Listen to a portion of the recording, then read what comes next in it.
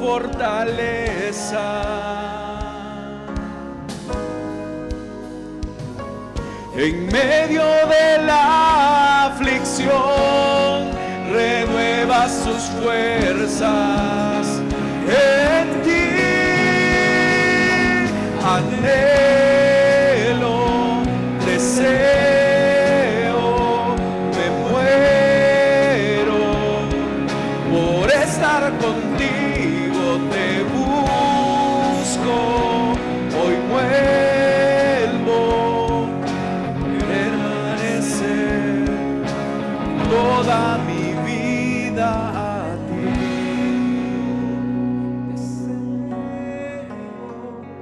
Me muero por estar contigo, te busco, hoy vuelvo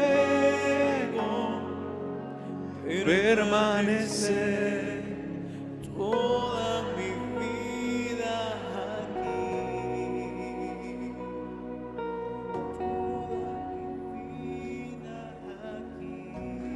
Padre que estás en los cielos, nos presentamos delante de ti porque en nosotros hay una necesidad de ti.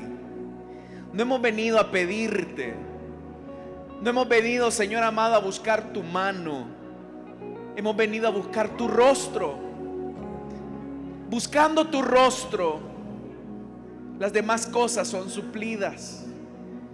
Por eso venimos, Señor, para que tú nos llenes con tu hermosa presencia. Gracias, porque tu amor es evidente hacia nosotros. Te alabamos y te bendecimos. Recibe nuestra ofrenda de palmas como un tributo a tu honor. En el nombre de Jesús. Amén. Más fuertes si son para Él, hermanos. Gloria al Señor. Vamos a abrir la Biblia, hermanos, nos ponemos en pie. Libro de Apocalipsis, capítulo número 10. Esta noche nos corresponde iniciar un nuevo capítulo de este libro. Apocalipsis, capítulo número 10, versículo número 1 en adelante. La palabra de Dios nos dice: después vi a otro ángel poderoso que bajaba del cielo envuelto en una nube. Un arco iris rodeaba su cabeza, su rostro era como el sol y sus piernas parecían columnas de fuego. Llevaba en la mano un pequeño rollo escrito que estaba abierto. Puso el pie derecho sobre el mar y el izquierdo sobre la tierra. Y dio un grito tan fuerte que parecía el rugido de un león. Entonces los 7 truenos levantaron también sus voces. Una vez que hablaron los 7 truenos, estaba yo por escribir, pero oí una voz del cielo que me decía: guarda en secreto lo que han dicho los 7 truenos y no lo escribas. El ángel que yo había visto de pie sobre el mar y sobre la tierra, levantó al cielo su mano derecha y juró por el que vive por los siglos de los siglos, el que creó el cielo, la tierra, el mar y todo lo que en ellos hay, y dijo: el tiempo ha terminado. En los días en que hablé el séptimo ángel, cuando comience a tocar su trompeta, se cumplirá el designio secreto de Dios, tal y como lo ha anunciado a sus siervos los profetas. La voz del cielo que yo había escuchado se dirigió a mí de nuevo: acércate al ángel que está de pie sobre el mar y sobre la tierra, y toma el rollo que tiene abierto en la mano. Me acerqué al ángel y le pedí que me diera el rollo. Él me dijo: tómalo y cómetelo. Te amargará las entrañas, pero en la boca te sabrá dulce como la miel. Lo tomé de la mano del ángel y me lo comí. Me supo dulce como la miel, pero al comérmelo se me amargaron las entrañas. Entonces se me ordenó: tienes que volver a profetizar acerca de muchos pueblos, naciones, lenguas y reyes. Amén. Hasta ahí dejamos la lectura, hermanos. Tengan la amabilidad de sentarse, por favor. En la última ocasión, hermanos, estuvimos estudiando el toque de la sexta trompeta, y uno pensaría que lo que va a suceder es la descripción y la orden para que se toque la séptima trompeta. Sin embargo, como yo se lo dije en algún momento a usted, el libro de Apocalipsis es un libro bastante diagramado, muy cuadrado, en el sentido de que es un libro muy ordenado. No es como la gente piensa, que es un libro sin sentido y que no tiene una coherencia en el uso del género apocalíptico. Y la razón de por qué yo le digo a usted que el libro de Apocalipsis es un libro bastante diagramado, bien cuadrado, bien esquematizado, es porque usted recordará que cuando se dio la apertura del sexto sello, se produjo un paréntesis que básicamente lo que hizo fue describir la condición de aquellos que están en pie frente al Cordero de Dios en el día de su ira, que son todos aquellos que han sobrevivido del período de la gran tribulación. De hecho, hermanos y hermanas, ese paréntesis lo que busca establecer es una respuesta ante la pregunta de quién podrá estar de pie en el día de la ira del Cordero de Dios.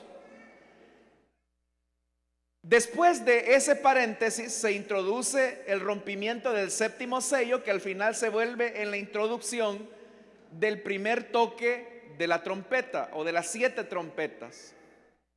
Igualmente, hermanos, se vuelve a repetir el ciclo, porque cuando se tocó la sexta trompeta, ya le dije, uno esperaría el séptimo toque de trompeta, pero no es así. Nuevamente se vuelve a introducir un paréntesis, con la única diferencia que este paréntesis está ubicado en el capítulo 10 y en una buena parte del capítulo 11. Entonces usted puede notar que el esquema es el mismo. Juan está tratando la manera de ordenar los hechos o la revelación en la medida en que también esa se fue proyectando. Lo que parece acá interesante es que este paréntesis comienza en el versículo 1 diciendo: después vi a otro ángel poderoso que bajaba del cielo envuelto en una nube. Un arco iris rodeaba su cabeza, su rostro era como el sol y sus piernas parecían columnas de fuego.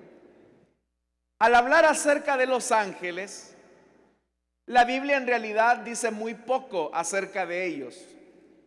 No hay una descripción más clara acerca de la fisionomía de los ángeles como esta que estamos encontrando acá en el versículo 1 del capítulo 10. Esta es la descripción más amplia que se tiene en toda la Biblia acerca de las características de un ángel.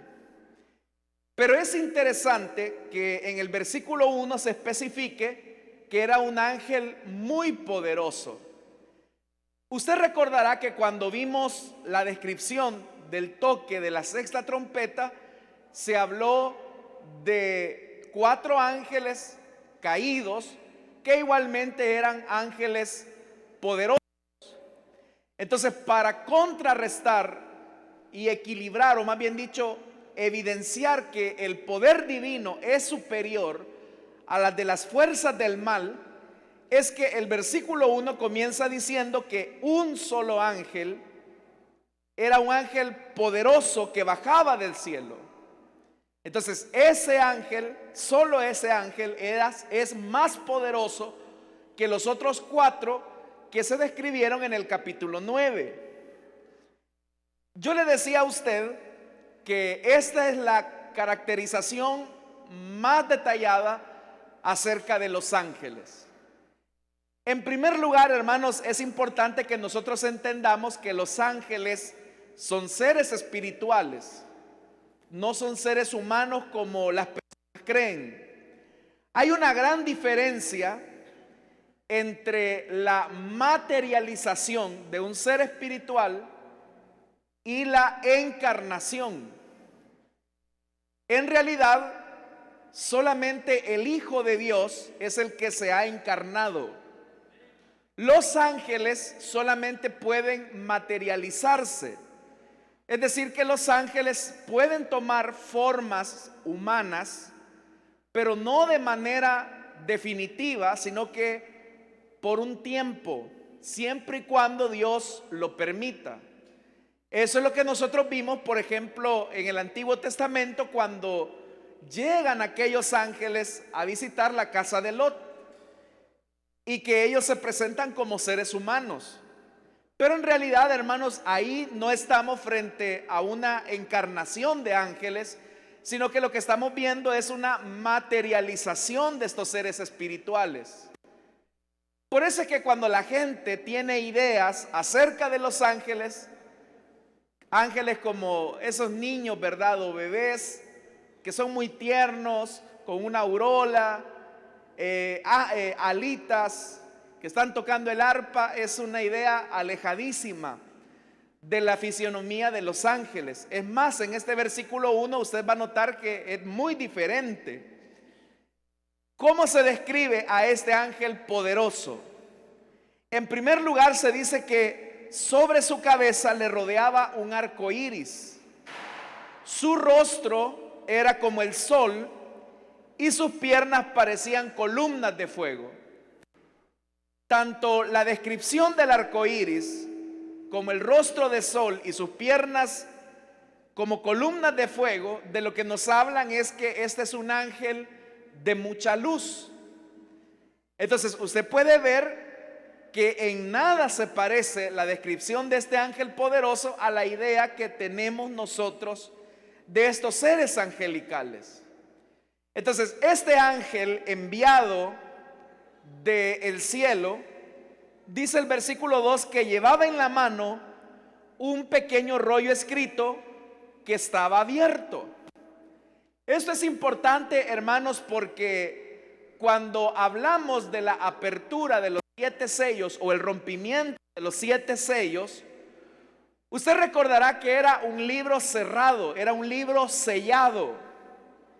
Pero acá el versículo 2 dice que este ángel poderoso no llevaba un libro cerrado, sino que llevaba un libro abierto o un rollo abierto.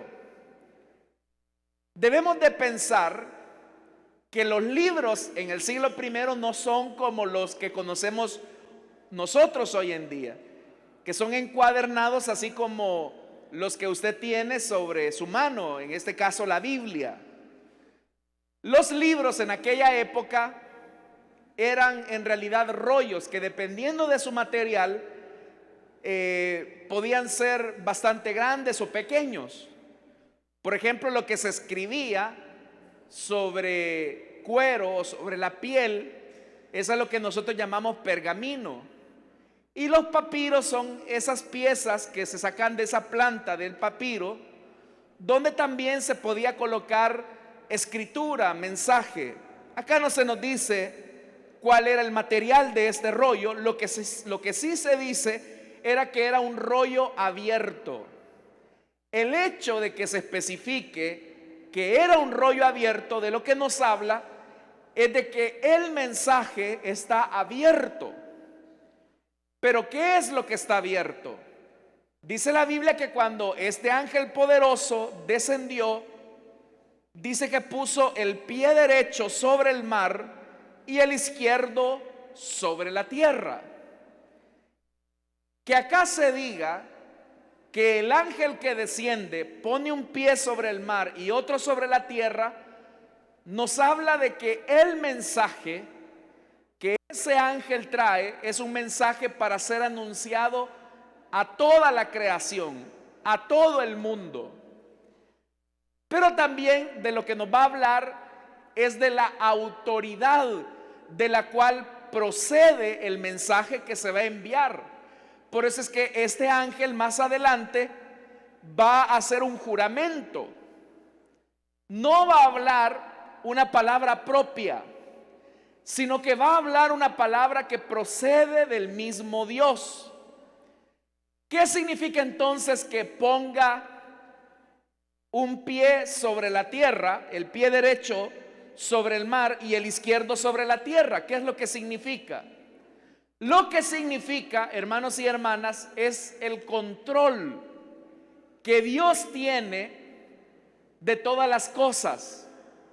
Pero también tiene mucho sentido que el ángel poderoso ponga sus pies sobre la tierra, porque como lo vamos a ver más adelante, una bestia va a salir de la tierra, que es el falso profeta, y del mar va a salir la bestia conocida como el anticristo.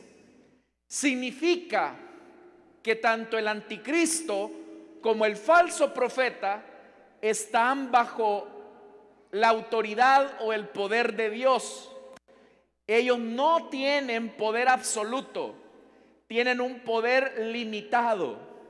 Y ese poder limitado está restringido por la palabra que procede del trono de Dios. Entonces ese ángel, al poner su pie sobre el mar y la tierra, está colocando los límites a estas dos bestias que van a surgir del mar y de la tierra. Dice también la Biblia que ese ángel dio un grito tan fuerte que parecía el rugido de un león. Cuando acá se habla que el ángel dio un grito tan fuerte, es importante que establezcamos que el ángel no es que rugió, sino que más bien su volumen de voz fue tan penetrante como el rugido de un león. Por eso es que dice parecía, no dice que es. ¿Qué características tiene el rugido del león? En primer lugar, los grandes mamíferos, como el león, tienen la característica de emitir un sonido a un alto nivel de frecuencia.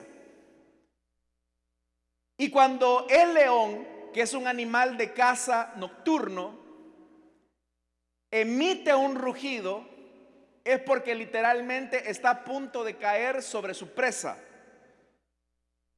Entonces, el león tiene esa capacidad, que cuando está a punto de cazar a su presa, emite un rugido que literalmente paraliza a su presa. Y el león, hermanos y hermanas, es un animal de caza nocturna. Entonces, que ahora se diga que este ángel poderoso emite un rugido de león, es porque el mensaje que él tiene para dar está a punto de capturar, de apresar a todo aquello que se opone a Dios. Es como un llamado de advertencia. Fíjense, hermanos y hermanas, que este felino, hablando de león específicamente, emite un sonido que tiene la capacidad de viajar a largas distancias. El rugido del león viaja a un nivel de frecuencia que atraviesa todos los obstáculos que puede encontrar en su camino. Y cuando las presas escuchan ese sonido, ese rugido del león, se paralizan y tienen miedo porque saben que el león está al acecho, está a punto de capturar a su presa. Entonces, este ángel da un grito un grito que parecía como el rugido de un león. Pero dice que cuando el ángel dio este grito, dice el versículo 3, entonces los 7 truenos levantaron también sus voces. Es interesante que aquí se hable de 7 truenos. Cada uno de los truenos emitió una voz. Y dice la Biblia en el versículo número 3 que después de que estos 7 truenos levantaron sus voces, el 4 dice, una vez que hablaron los 7 truenos, estaba yo por escribir, pero oí una voz del cielo que me decía, guarda en secreto lo que han dicho los 7 truenos y no los escribas. Es decir que Juan estaba listo para escribir el mensaje de los 7 truenos, pero la voz del cielo le dice que no lo haga. Esto, hermanos y hermanas, a nosotros nos debe de dejar una lección importante, y es que hay cosas que Dios solamente se las guarda para sí. Y esas cosas que Dios guarda para sí, las guarda porque Él quiere dejar en claro que son cosas que no nos van a sumar a nuestra salvación. Las personas, hermanos y hermanas, tienden a preguntar cosas que en realidad no le van a sumar a su espiritualidad y que tampoco le van a sumar a su vida cristiana. Simplemente es una curiosidad. Esa curiosidad de la que muchos cristianos tienen, como por ejemplo, la gente a veces pregunta, o sea, a pesar de que Dios le dijo a Juan de Patmos que no escribiera lo que hablaron los 7 truenos, hay gente que pregunta, ¿y qué fue lo que dijo lo que dijeron los 7 truenos? Y alrededor de esto, hermanos, han habido incluso sectas que se han levantado tratando la manera de evidenciar qué fue lo que dijeron esos 7 truenos. Pero eso, hermanos y hermanas, en realidad es un atrevimiento. Porque si Dios no quiso revelar el contenido de ese mensaje, es porque a nosotros no nos iba a sumar y tampoco le iba a restar a la revelación de Dios. Eso es tanto como, por ejemplo, cuando la gente pregunta cosas muy bobas a veces, hermanos, pero como, ¿y tenía ombligo Adán, sí o no?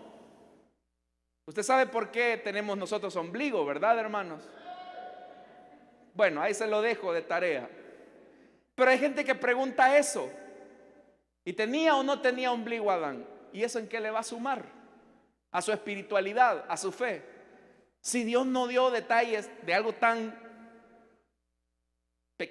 insignificante como eso, es porque a Dios no le interesa revelar esas cosas. O es como, por ejemplo, cuando la gente pregunta, hermano, ¿y qué era lo que hacía Jesús cuando tenía 8 años de edad? ¿Qué es lo que hacía Jesús cuando tenía quizás 15 años de edad, cuando era un adolescente? ¿Qué hacía Jesús? Si Dios no quiso revelarnos eso, es porque en nada aprovecha a nuestra fe. Entonces, hermanos y hermanas, de lo que sí debemos de preocuparnos es de aquellas cosas que Dios sí reveló. Porque las cosas que han sido reveladas, la Biblia dice claramente que han sido reveladas para nuestro provecho. Pero aquellas que no, Dios se las reserva para su conocimiento. Así que es importante, hermanos, que le prestemos interés a lo que la Biblia dice y no a lo que no dice. Dicen amén, hermanos. Sí, porque cualquier cosa que se pueda decir de estos truenos, de lo que dijeron estos truenos, es invento. Y a cualquiera que usted escuche tratando la manera de dar una explicación sobre esto, va a ser un invento. Entonces, donde Dios calla, nosotros también tenemos que callar. Bien, dice entonces el versículo 5: el ángel que yo había visto de pie sobre el mar y sobre la tierra, levantó al cielo su mano derecha. Esa acción de levantar su mano derecha al cielo es un juramento que él va a hacer.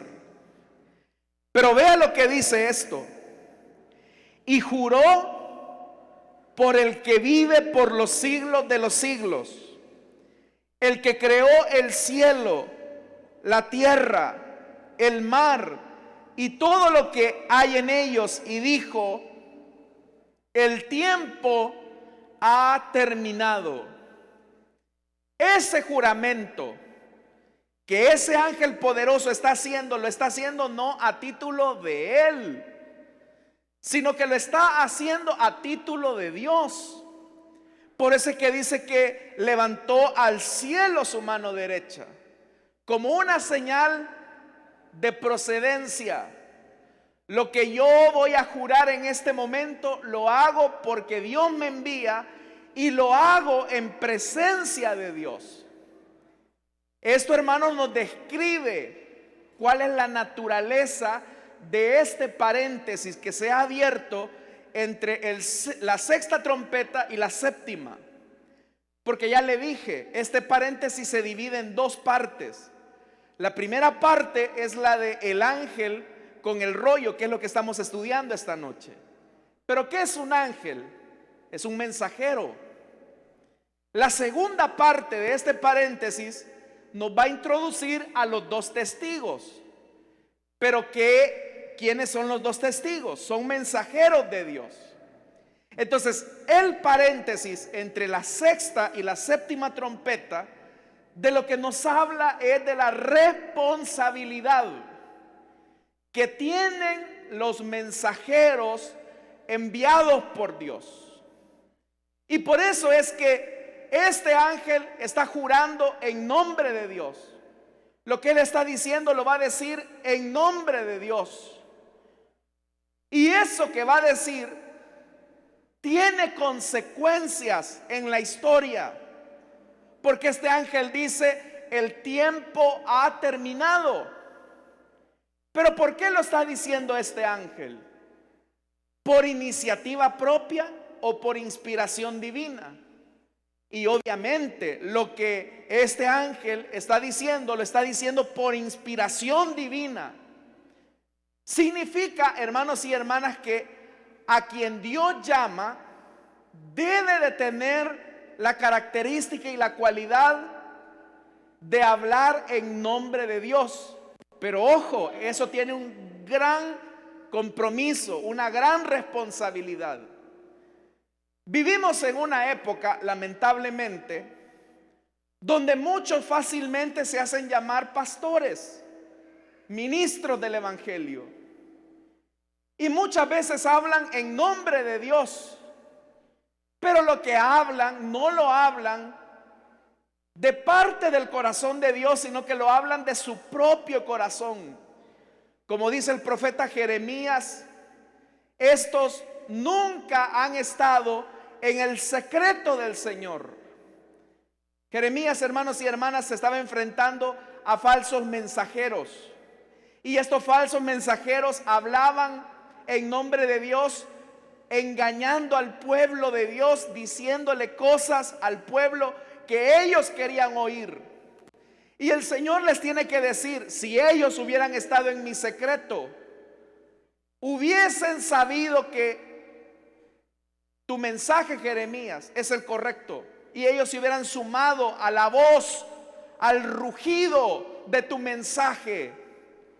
Pero no lo han hecho, sino que hablan de los desvaríos de su corazón, de los deseos de su corazón. ¿Y cuántos predicadores no hay que a la gente le dicen lo que la gente quiere oír y no lo que Dios quiere decirles. El que ha sido llamado por Dios debe de tener un compromiso ni siquiera con la gente, sino con Dios. A veces el mensaje será duro, pero ese será el mensaje que Dios querrá dar. El problema es cuando uno trata la manera de suavizar las exigencias de Dios. Cuando uno trata la manera de acomodar el mensaje a las circunstancias, a las personas. No, yo no voy a decir esto porque aquí está el Señor, mucha plata. Y adulteran el mensaje. Por eso es que ahora este ángel que jura, alzando su mano al cielo, dice: yo voy a hablar no en mi propio nombre, sino en nombre de quien me habló. Y eso lo coloca a este ángel en un compromiso, en una responsabilidad. Pero ¿sabe algo, hermanos?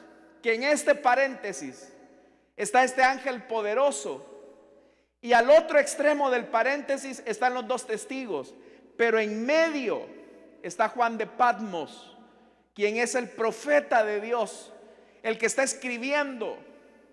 Entonces, hermanos y hermanas, ¿qué es lo que ha dicho este ángel? El tiempo ha terminado. ¿Y cuál tiempo? El tiempo en el que Dios da oportunidad, como decimos a buen salvadoreño, da chance para que los hombres se arrepientan.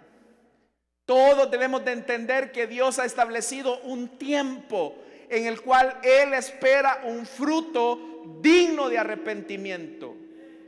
Cuando ese tiempo llega y la persona no ha mostrado un fruto de arrepentimiento, árbol que no da buen fruto será desarraigado y echado al fuego para ser consumido.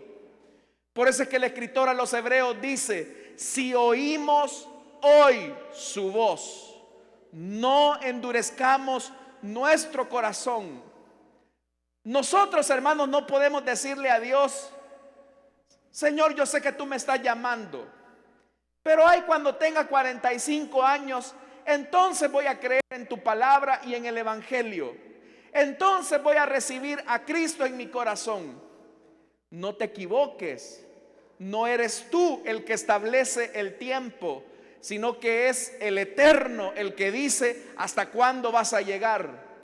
Si hoy Dios te abre una oportunidad para que creas, este es el tiempo aceptable. Porque llegará un momento en que, al igual que como ocurrió con Noé, el Señor cerrará la puerta. Y por más que te desesperes por buscar la presencia de Dios, el perdón de Dios, será demasiado tarde. Por eso, si ahora oyes la voz del Señor, este es el tiempo aceptable de tu visitación para que te pongas a cuentas con Él. Amén, hermanos.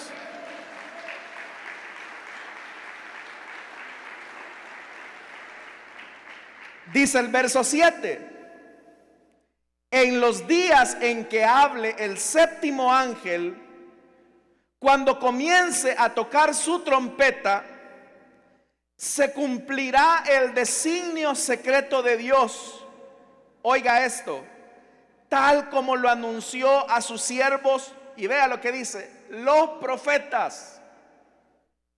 Entonces, este paréntesis nos habla del compromiso de aquellos que son llamados por Dios a hablar en su nombre. Pero aquí dice claramente que en los días en que hable el séptimo ángel, cuando comience a tocar su trompeta, se cumplirá el designio secreto de Dios. ¿Cuál es el designio secreto de Dios que se ha anunciado a los profetas? El designio secreto de Dios es la llegada del reino de Dios. Entonces, el profeta que habla en nombre de Dios no está vendido ni a la bestia que sale del mar, ni a la bestia que sale de la tierra.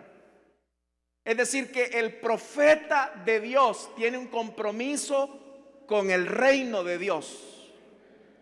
¿Por Porque también puede darse el caso que un predicador adquiera compromiso con las fuerzas y los poderes de esta tierra. Y en el momento en que un predicador, un mensajero de Dios, un profeta, comprometa su vocación con los reyes, con los príncipes, con los ricos, en ese momento pierde su calidad de profeta. Entonces vea, ¿cuál es el designio secreto de Dios? El reino de Dios. Pero esto, hermanos y hermanas, tampoco es un compromiso solamente de los profetas o de los ministros. Es un compromiso de todos aquellos a quienes el Señor ha llamado a su evangelio. ¿Con quién tiene usted compromiso? El problema de muchos cristianos es que tienen compromisos con las ideologías políticas, tienen compromiso con las ideologías económicas, tienen compromiso, hermanos, con las ideologías filosóficas del mundo. Hay cristianos que abrazan el capitalismo de una manera exagerada. Hay cristianos que abrazan el comunismo de una manera increíble. Entonces, y se definen a sí mismos como cristianos comunistas o cristianos capitalistas o cristianos de derecha o cristianos de izquierda o cristianos de centro. Pero no, el que es cristiano es cristiano. Y el único rey al que obedece indiscutiblemente es el que está sentado en el trono a la diestra de la majestad del Padre.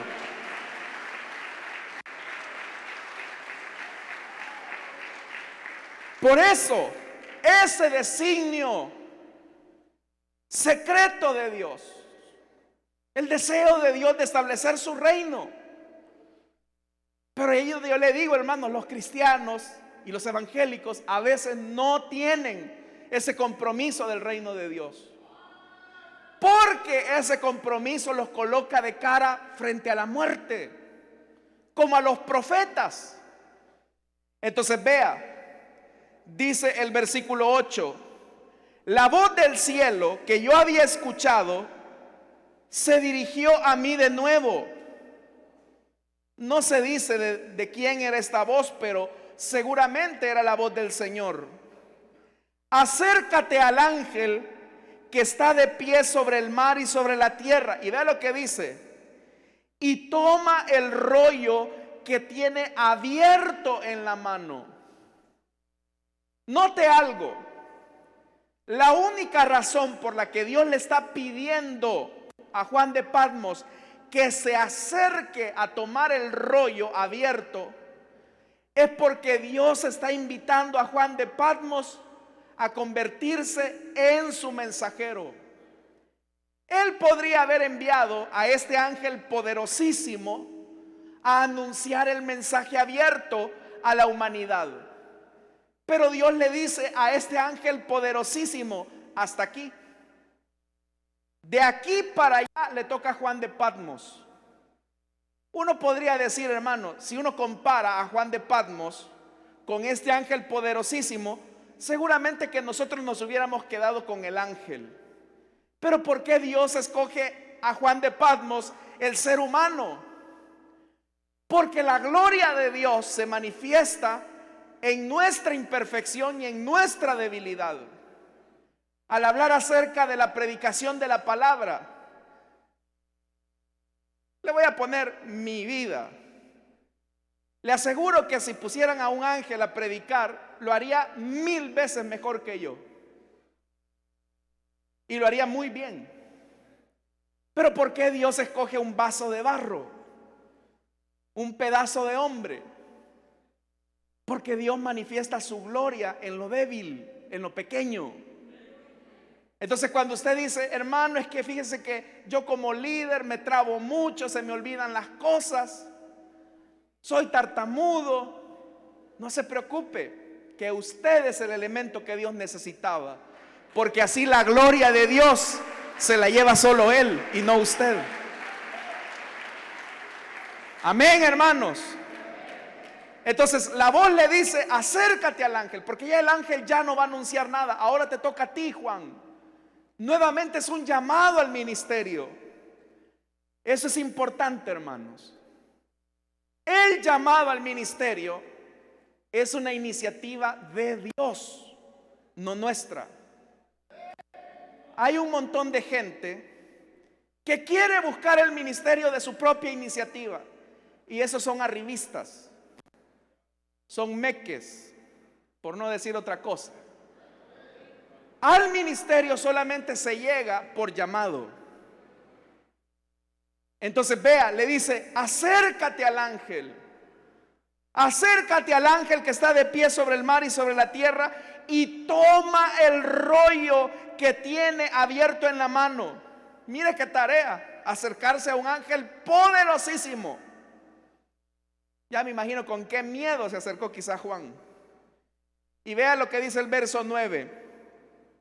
Me acerqué al ángel y le pedí. Habla de mucha humildad de Juan. No llegó como muchos superapóstoles: te ordeno, exijo, decreto. No, mire cómo se acercó Juan de Patmos, el que recibió la revelación del Apocalipsis, con humildad. Muchas veces los que andan buscando el ministerio no lo hacen con humildad, lo hacen con prepotencia y arrogancia. Entonces vea, me acerqué al ángel y le pedí que me diera el rollo. Él me dijo, vea lo que le dice el ángel: tómalo y cómetelo. Te amargará las entrañas, pero en la boca te dulce como la miel. ¿Qué era este rollo? Hay dos interpretaciones de lo que era este rollo. La primera es que es la revelación del Apocalipsis completa. Es un rollo abierto. Y la segunda es que es la escritura completamente. Ahí usted decida lo que mejor se ajusta a su comprensión de la escritura. El hecho es que cada vez que Dios llama a alguien al ministerio, le entrega un mensaje, le entrega una palabra. Pero antes de anunciar esa palabra a los demás, el mensajero se vuelve en el mensaje. Por eso es que le dice: tómalo y cómetelo. El tomar el ministerio tiene una gran belleza, es una gran honra. Pero comerse el mensaje que uno anuncia, en la medida en que el tiempo va avanzando, le amarga las entrañas. ¿Por qué razón? Porque la palabra demanda que el ministro viva lo que enseña. Si no vive lo que enseña, está traicionando a quien lo envió. Y por eso es que le dice: Juan, va a ser fácil que tú le des este rollo, este mensaje a los demás. Y es fácil, hermanos, predicar desde un púlpito en el sentido de comenzar a decirle a la gente que sea sincera, comenzar a la gente a decir que sea honesta, que sea íntegra. El problema es cuando esa palabra uno la tiene que vivir. Hay una gran diferencia. Usted puede oír, hermanos, a predicadores, por ejemplo, que censuran fuertemente el adulterio, y ellos son adúlteros. Uno puede escuchar, hermanos y hermanas, a predicadores que censuran los negocios mal habidos, y ellos se han lucrado de la iglesia. ¿Con qué solvencia hablan? Esas incoherencias son las que el Señor quiere erradicar de Juan. Y lo que le está diciendo a Juan es: Juan, yo necesito, es verdad, que entregues mi mensaje, que entregues mi palabra. Pero más que ser un predicador, quiero que tú seas el mensaje. Quiero que tú te conviertas en esa palabra viva. Porque ya le dije, es fácil predicar, pero la mejor predicación es la que se grita con el ejemplo. Entonces usted, hermano, puede predicar, pero si no vive lo que predica, es una hipocresía. Entonces vea, dice el verso 10: lo tomé de la mano del ángel y me lo comí. Hizo caso. Me supo dulce como la miel, pero al comérmelo se me amargaron las entrañas. Porque el mensaje de la palabra siempre nos va a sacar de nuestra comodidad. El mensaje de la palabra siempre nos va a colocar frente al compromiso de integridad que tenemos para con Dios. Le pongo un ejemplo.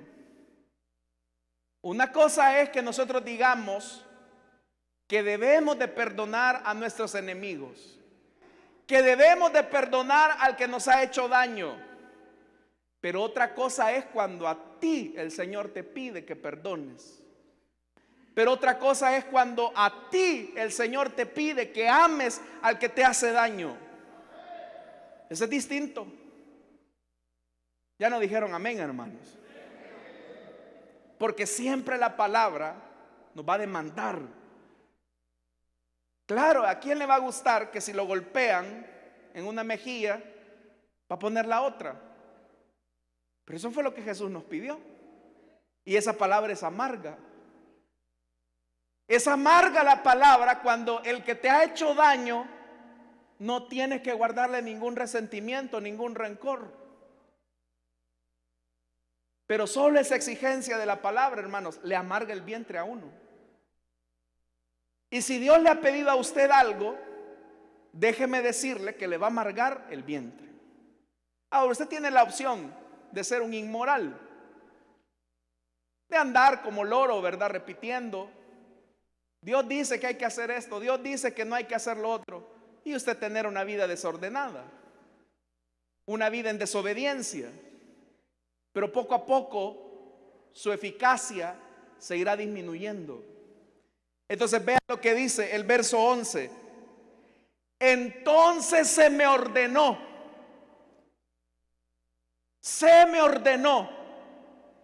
Oiga, tienes que volver a profetizar acerca de muchos pueblos, naciones, lenguas y reyes.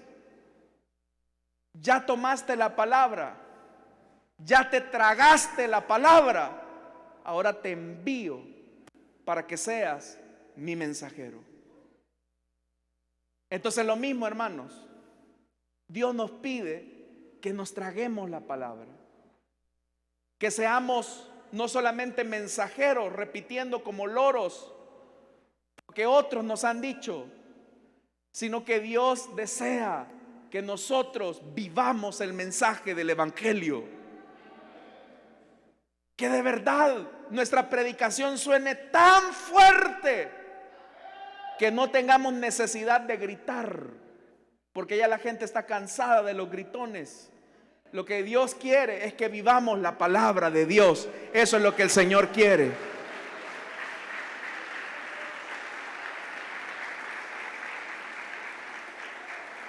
Solo así. Aquí Juan de Patmos está validando su ministerio.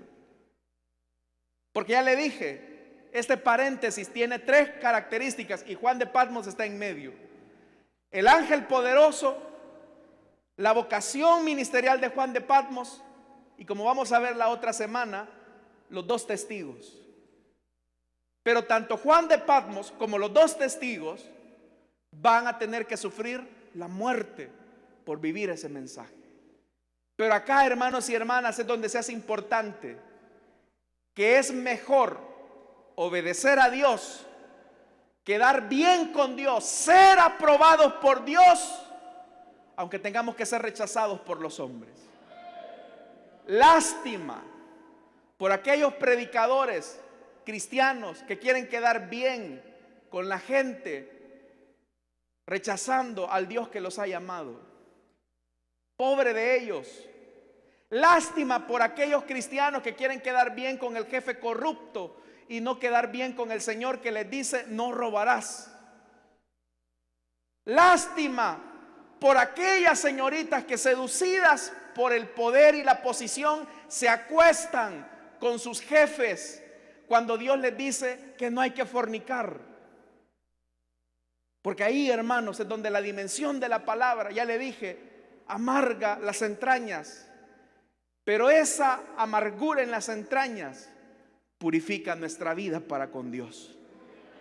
Así que, hermanos, no busque usted la aprobación de la gente, busque la aprobación de Dios, que es a quien nos debemos, hermanos y hermanas. Amén.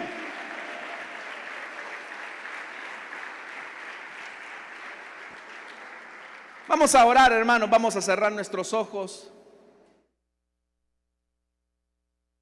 Y rápidamente, hermanos,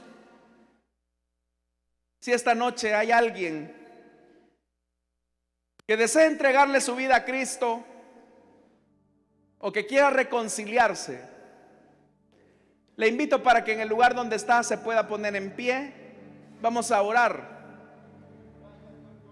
Esta noche hemos visto que el Señor establece un tiempo. Todavía estamos en ese momento aceptable en el que la puerta está abierta. Jesús es la puerta y Él le llama. Pero esa puerta no va a estar abierta siempre. Llegará un momento en que esa puerta se cerrará frente a usted, y por más que la golpee e intente abrirla, no podrá. Así que este es el tiempo para que usted dedique su vida al Señor. Si hay alguien esta noche que desea entregarle su vida a Cristo o que desea reconciliarse, puede ponerse en pie. Ahí habrá un hermano o una hermana que va a orar por usted. El ponerse en pie solamente es una señal de que usted desea entregarse a Cristo. ¿Habrá alguien?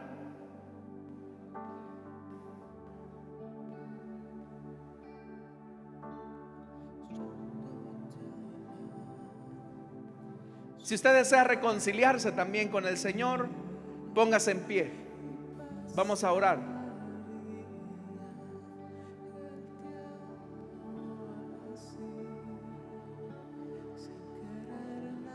Si no lo hay, vamos a orar. Pero, hermanos, el llamado es para nosotros, para que de ser mensajeros nos convirtamos en el mensaje. Así como Juan de Patmos. Es fácil repetir ideas, es fácil repetir discursos, pero se necesita un llamado auténtico para vivir el mensaje. Que Dios nos ayude a ser fieles a su palabra. Padre que estás en los cielos, venimos delante de ti, Señor, para que examines nuestras vidas. A cada uno de nosotros nos has depositado el mensaje, pero tú demandas que nos volvamos en un mensaje vivo, no solamente mensajeros, sino mensaje vivo, así como Juan de Patmos, que antes de ser enviado a profetizar, nuestra vida pueda transmitir la verdad de tu palabra. Ayuda a cada hermano y hermana en nuestra petición a ti. Oramos también esta noche, Señor, por nuestras ofrendas y nuestros diezmos. Vamos a ofrendar en obediencia a tu palabra. Vamos a diezmar en obediencia a tu palabra. No te vamos a dar de lo que nos sobra, no te vamos a dar por compromiso, sino que te vamos a dar, Señor, por amor. Recibe nuestras aportaciones en Cristo Jesús. Amén y amén.